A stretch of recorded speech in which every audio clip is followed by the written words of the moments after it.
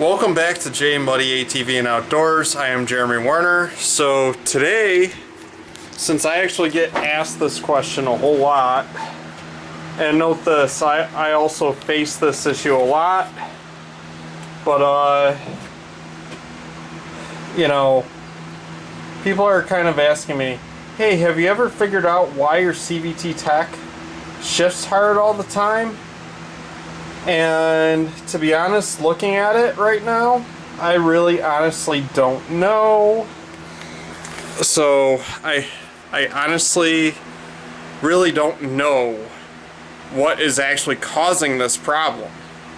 So what I did was I did some kind of research to try to figure out what would cause the CVTech hard shift issue.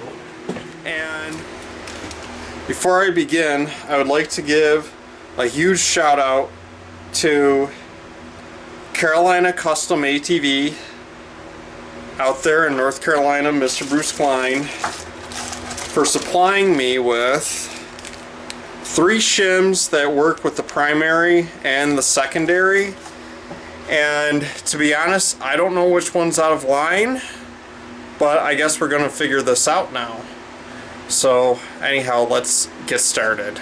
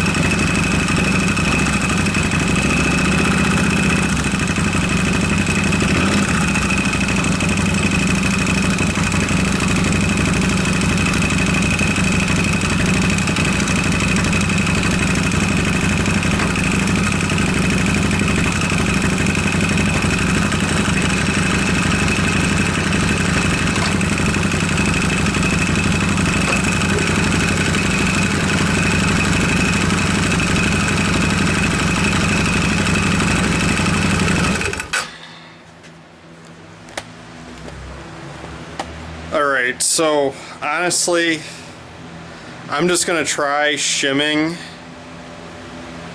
I think I'm going to just at least try shimming the primary first, because the secondary is kind of a pain in the butt to get back on, even though I know I got to service the clutches. So anyhow, let's remove the primary and see if that does anything. Alright, so before we begin, I got my M8 by 1.25 by 110 millimeter bolt in our spreader hole, and I'm just going to take my impact, and you want to gently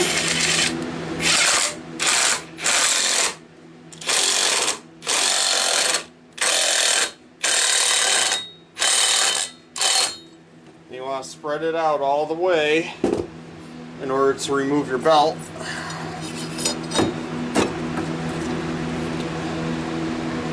Like so. I use a Gates Redline belt.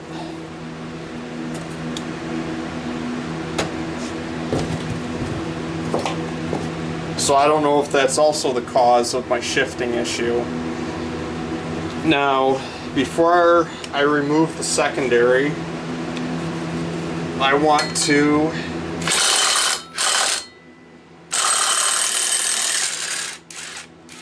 take my spreader bolt out.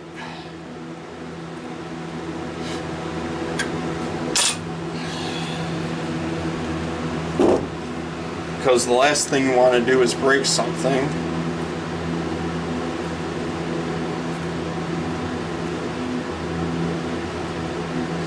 And now we gotta determine whether if we need to shim the primary or the secondary. I'm leaning towards the secondary at this point because I haven't really done anything with it in a while. So, and then for the primary, we're going to use a 10 millimeter Allen. If you have these reusable bolts, If you do not have the reusable bolts, you will have to buy a brand new bolt for your CVTech.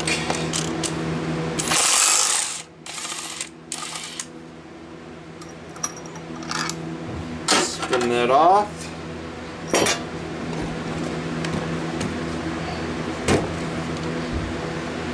One thing I like to do before I remove my primary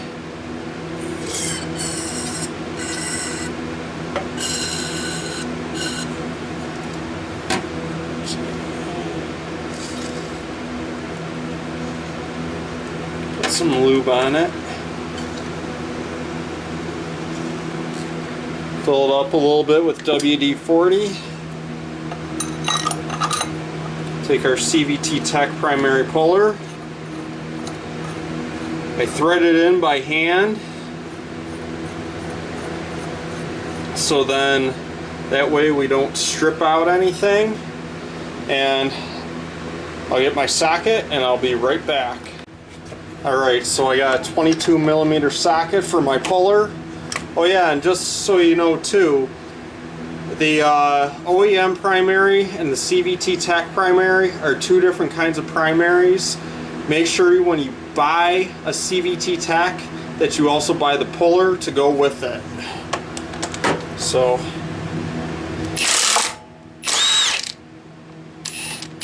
a little lube does a little bit of wonder.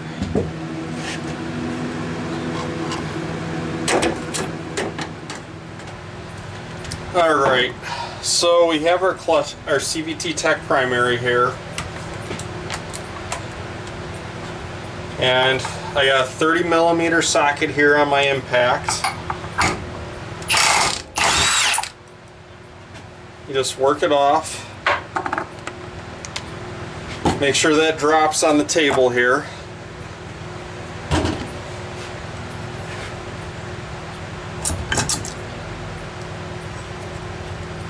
And lift up, put that off to the side. Here we have our spring.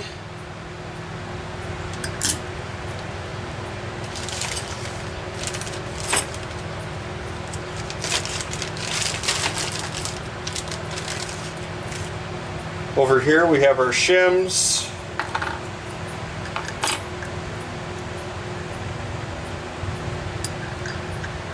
Talking about, well, mainly when you're talking to other people about this issue,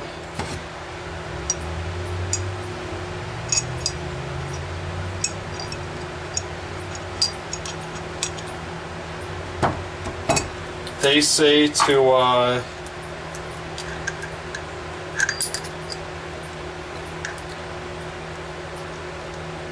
mainly put a washer in between everything. Mainly this spring here.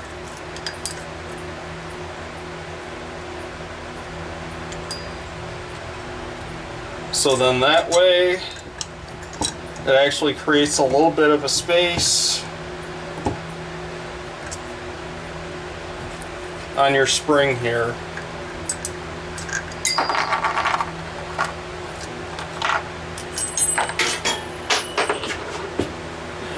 Whatever you do, don't drop it.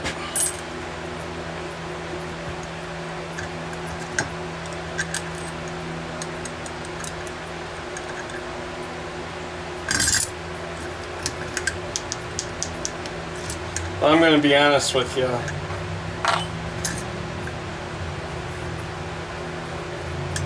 I don't think my issue is the primary. Unless if I'm doing something wrong, which it wouldn't surprise me. I'm still learning how to do things.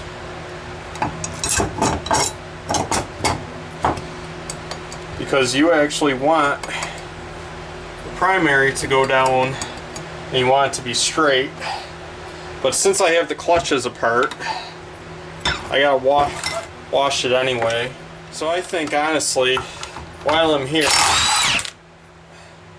I don't think these shims are going to work directly on the primary, but we'll pull everything apart. In fact, make sure that these shoes always stay together, because these shoes here actually prevent this from going back and forth and creating a shit ton of noise.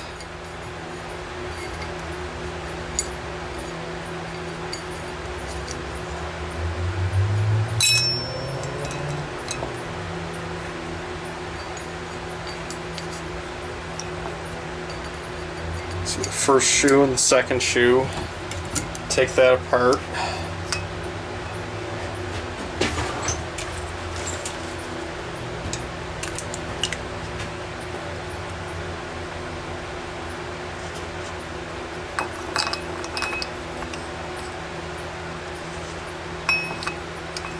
I also like to make sure that my weights are going to go back in the right spot when taking it apart, so I actually number my weights.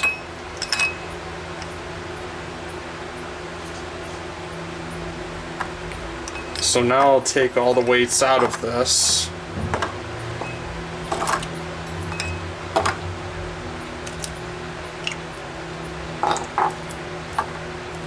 Take my sliders off. Take this apart here. Keep this spring over here. I'll keep these shims stacked the way they were.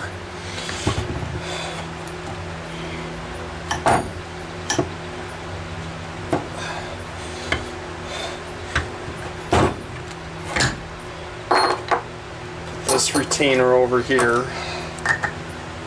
And then also, when you remove your one-way bearing, make sure you keep it in the direction that you put it on.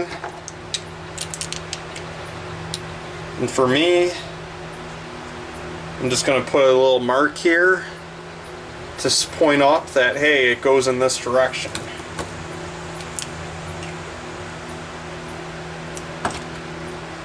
So the next step of this process is we got to take all the components and we got to wash them.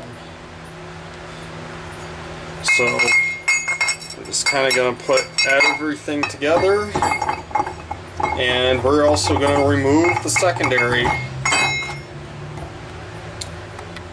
So I figured if we're pulling these apart, we're trying to adjust how much of a shim that we should have, mainly in the primary or the secondary. You know, looking at it, I don't know if I can actually get the shim on the primary. Maybe I can get it on the secondary, but I guess we'll see what happens when I try to do something here. But I figured we might as well serve some, clean them before we put it on. I got Dawn dish soap in the bucket here. So anyhow, let's start cleaning them. I just use a regular brush. So let's get started. I do really apologize. I don't know what happened while recording this video, but apparently it didn't catch me scrubbing everything down. I basically scrubbed all the inside of the CVTech primary, basically on the outer sheave, and then the back of the CVTech primary, and then I scrubbed the OEM secondary. Like I said, I don't know what happened here, but I'm using a blowgun here to actually blow everything off and get everything dry. So sorry about that. So after drying off your clutches, you want to get like a Scotch-Brite pad or Scotch-Brite, like a wheel pad that you can get for a drill. And you actually want to scuff up the sheaves on either sides of the primary and the secondary. You want to use like a swirl pattern. That way the belt actually gets better traction when it comes to accelerating and gripping onto the belt. So that's what I used, and it actually works wonders for me. So now that we have actually scuffed up our sheaves, next thing we got to do is give our sheaves one more wipe down before we put everything back together. I like to use a little Castle shop salve. I have a Castle shop salve in a Napa store down my street. See all the dirt that we're picking up here?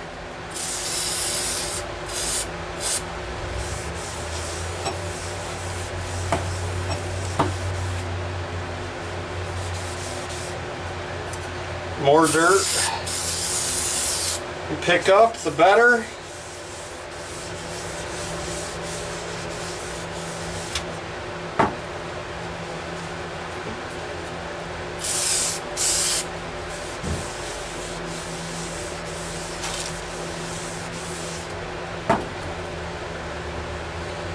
Like, don't even realize how dirty your clutches will actually get until you actually take the time and clean them.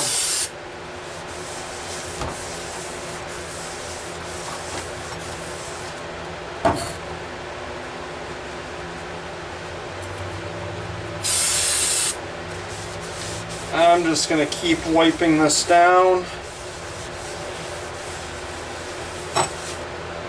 It's super duper clean.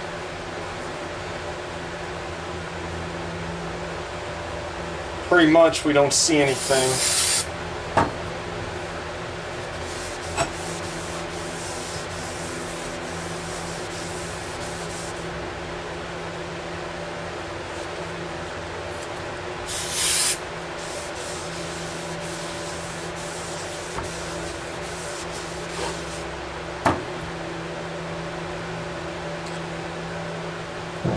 And that's pretty much what it comes down to.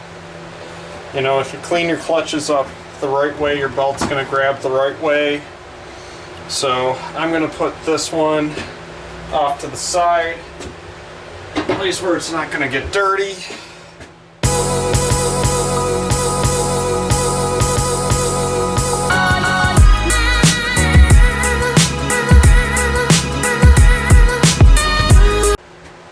Alright, so before I start putting everything together, I have my one-way bearing here.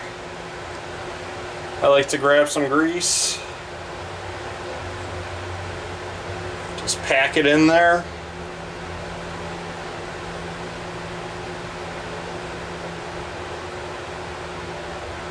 It also increases the longevity, or longevity actually, of your one-way bearing.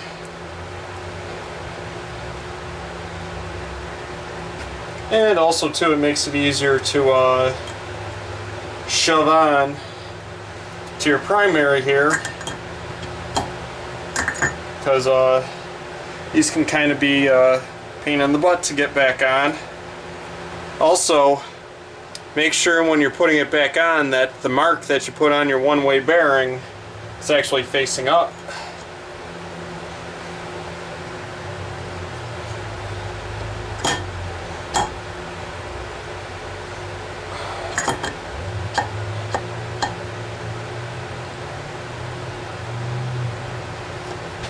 Sometimes too, it takes a little finesse to get it on here.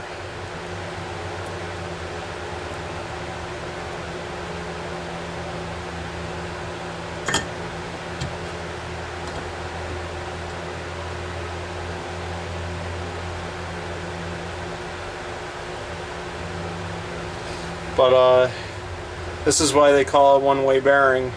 You can only turn it one way, but not the other.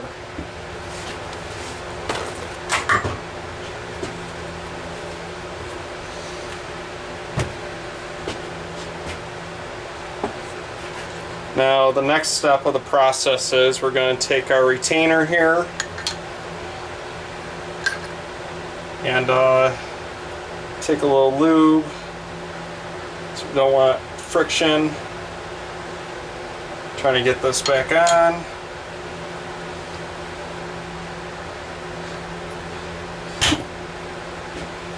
Go. It's on.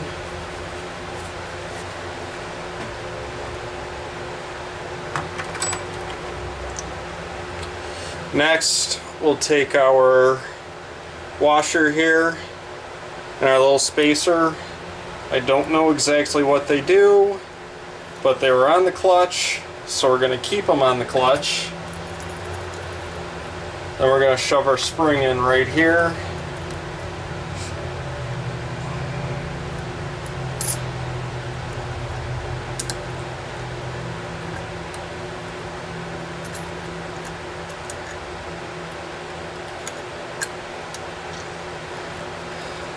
But before I put the spring on,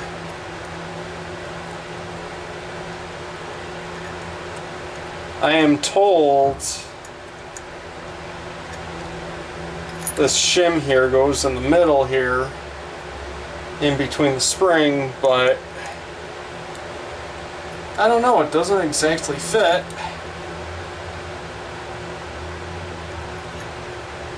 So it might not be for the primary.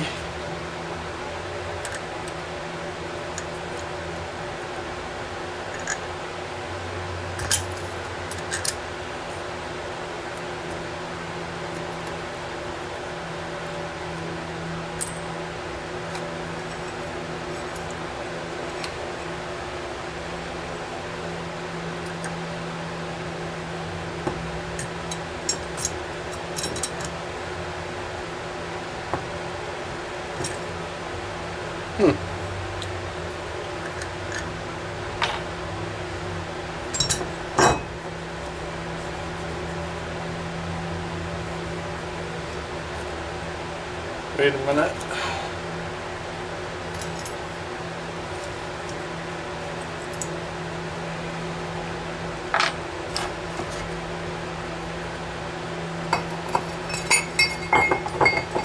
Sometimes you gotta evaluate.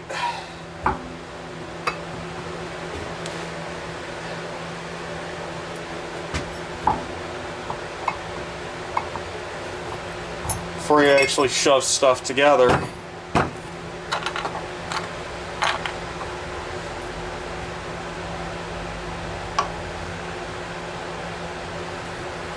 Now, one other thing I like to do is I like to take a little bit, not a whole lot,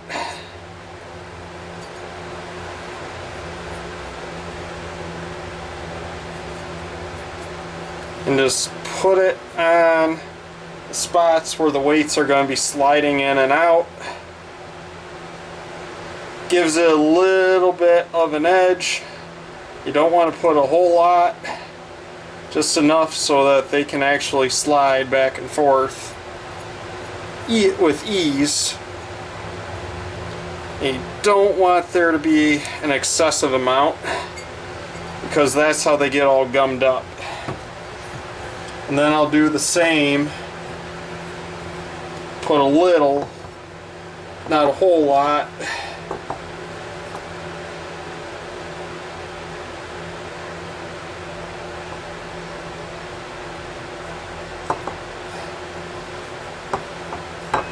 Because they say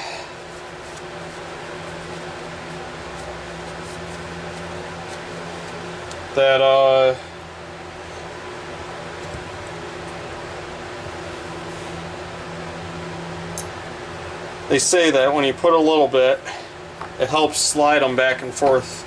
So now you're going to take your sliders here. I don't know if the camera's showing that right, because I'm staring at my camera and it shows the image upside down. But number 2, you're going to put that in the 2 spot, 1 in the 1 spot,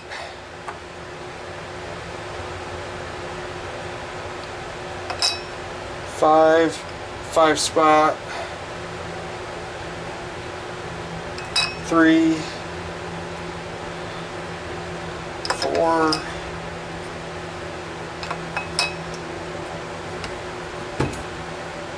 6. One other thing I like to do with the sliders, put a little bit of grease on each one.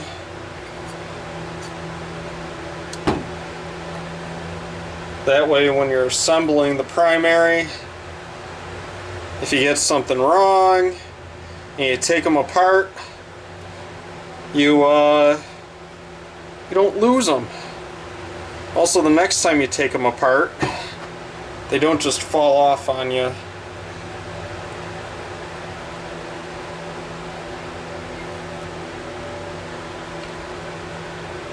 And then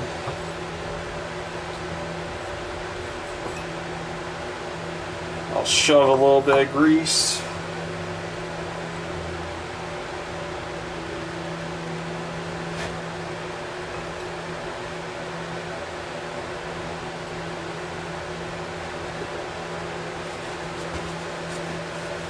Where everything slides up and down.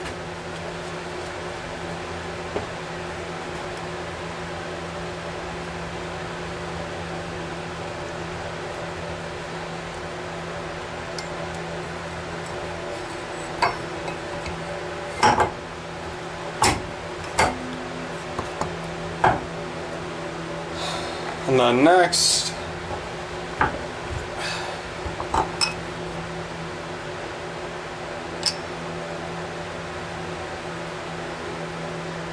I actually decided, I think this might actually help the primary, but since I can't really fit a shim on the inside where the spring is,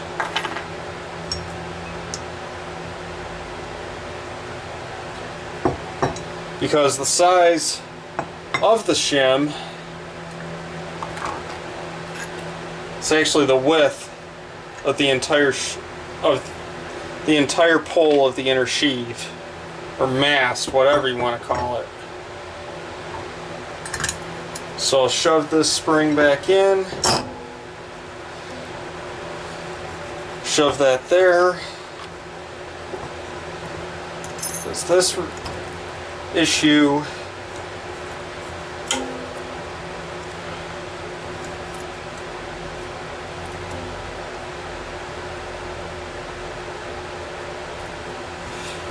Really didn't start to begin till I had the primary here. So I think it's the primary that has to be shimmed. I thought about secondary, but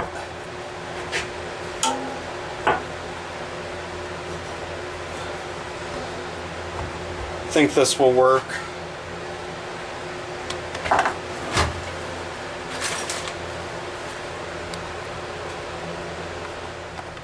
So before you start torquing down on your CVTech primary nut, you want to shove your bolt for the primary back onto the crank, and you don't want to torque it, you just want it tight.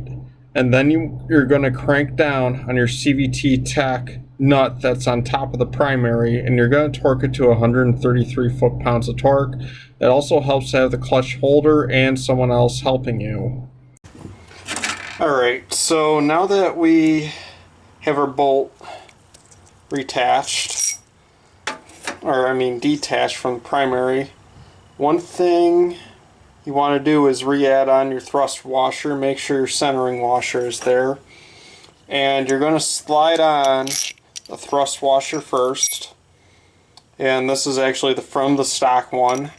And then that's our centering bolt. We're going to put that on. And one thing too, make always sure that you have a red tube of red Loctite, and you're going to put it on the threads.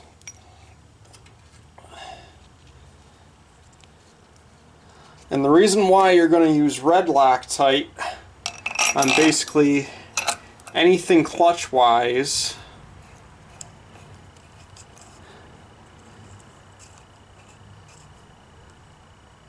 is because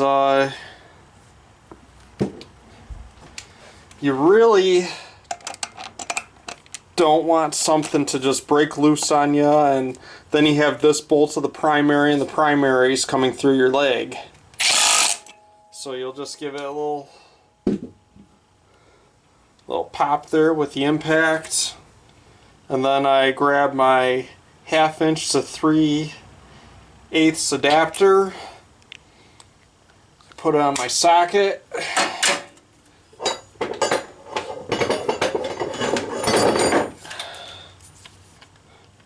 Grab my torque wrench.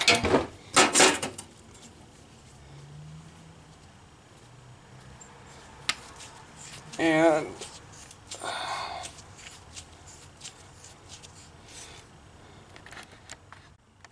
alright, so now that we have this bolt in here, we put our red Loctite on. We put it down to the point where all we got to do is tighten it up.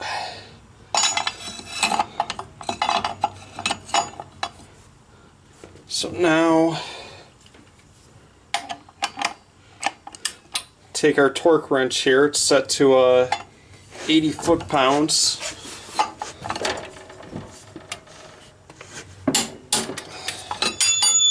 Just click it like that. And now we're ready to put on our secondary.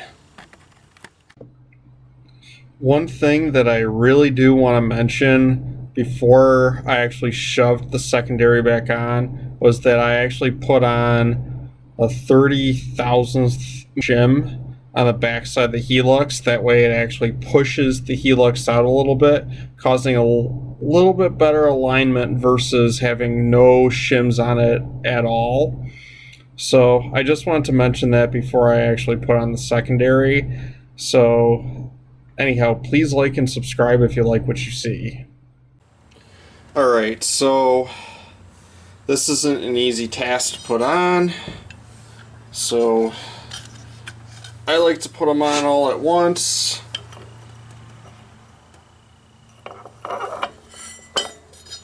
Make sure that locks in there. And then you're going to push it on. And then what I saw, several different videos, that you just use your pry bar.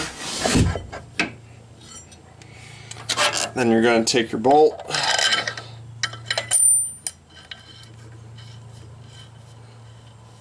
work it on. Now for me, the guy used also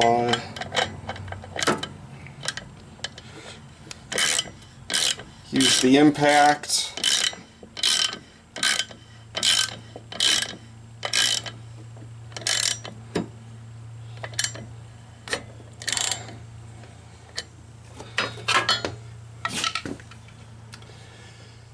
But I just manually turned it on there for now. Okay, so before I was interrupted there, it says in the service manual that you want to turn your helix good 20 degrees. You want to make sure that's lined up. You're going to hold your screwdriver in place here. Then you're going to turn it down all the way. Oop, kind of got out of line there. That's okay. Shit happens.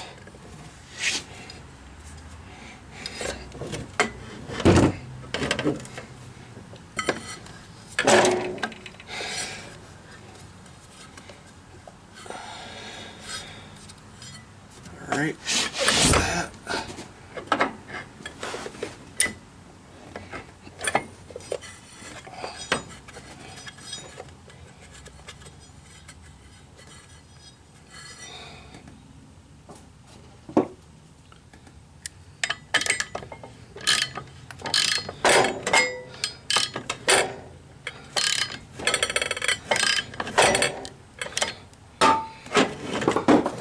Put it on there all the way. Oop.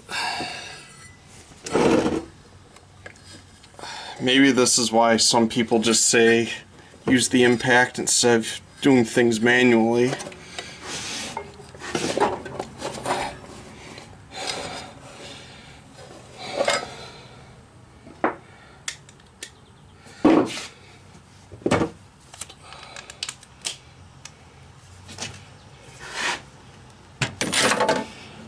go. The impact set up.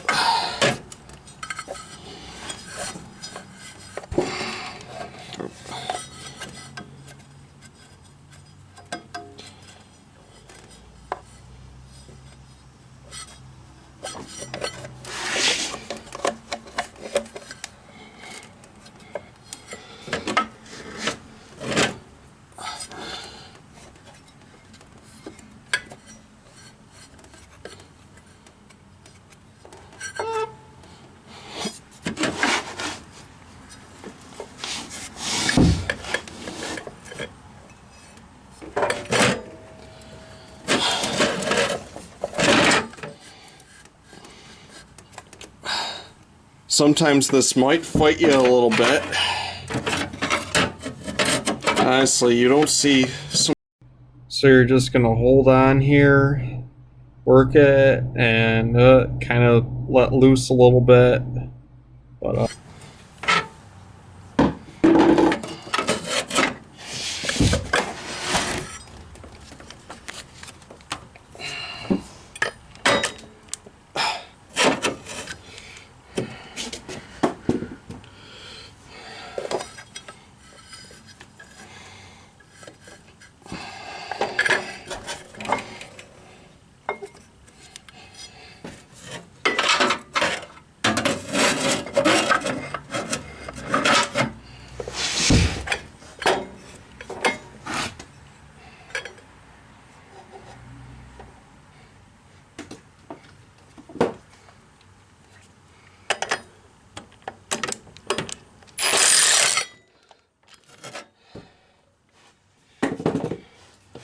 there we go. I think we're lined up.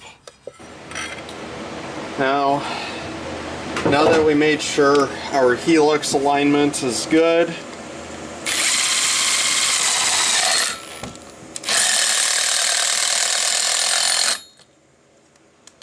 we're going to spread our clutch out.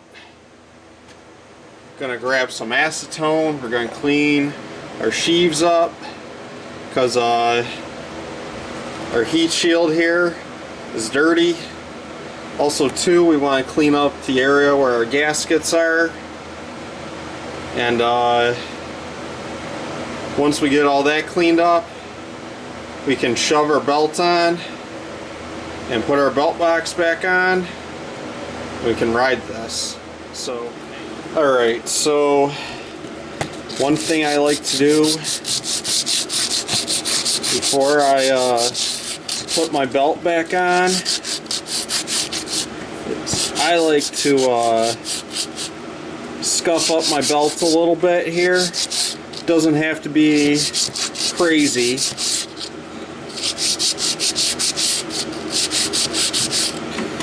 But yeah, I just scuff up my belt a little bit.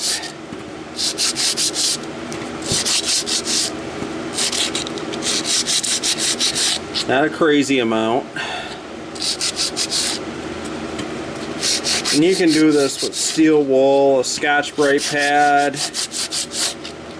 something of that matter. And then I'll do the other side too. And the reason why we do this before we shove the belt back on is because the belt is actually a little bit glazed from riding on the previous surfaces of the clutches, and you actually want that belt to just grip on to the clutches here, so it helps give you the most power.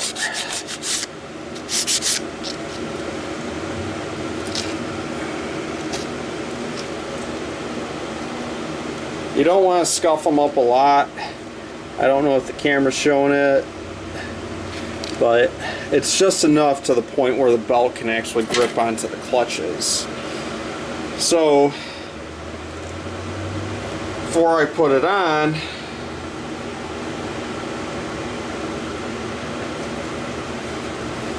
also give it a little bit of a wipe with rag that's not really wet. You want it dry, because you don't want the material getting so much into the clutches where you have a little bit of slipping.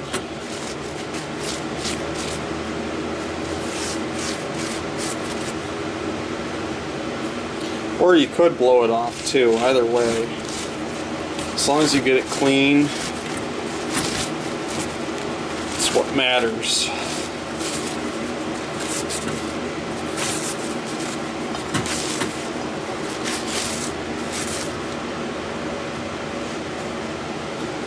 And then, last thing you do, once you have that all cleaned up,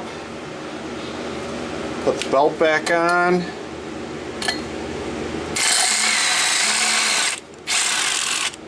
Remove the spreader.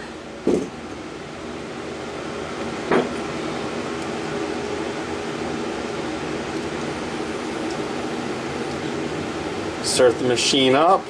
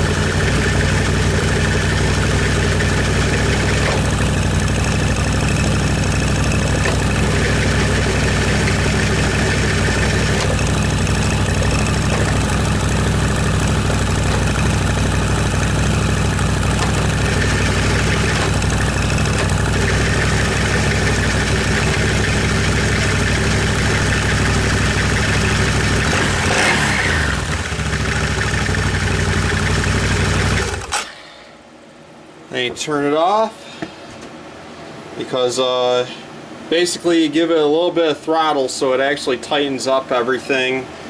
You want it to be just right. This belt actually sits a little bit lower than what it used to, but honestly it's better than what it used to be. So the next step of the process is we're going to get the belt box on. One thing about getting the belt box on, get the bolt here, but you see how it kind of has this shoulder right here? When you put your belt box back on, you actually want to make sure that when it stops, you don't want to turn anymore, because if you turn anymore, it actually causes, how should I put it? It causes the inserts on the belt box itself to actually strip out, and when you put it on, you want to put it on there manually. So whatever you do, do not use a power tool when tightening up your belt box. Also too, I like to put a little bit of never seize on.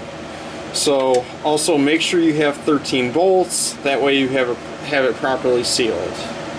So in the meantime, I'm going to actually skip putting on the belt box so we can move on to the next step of this process.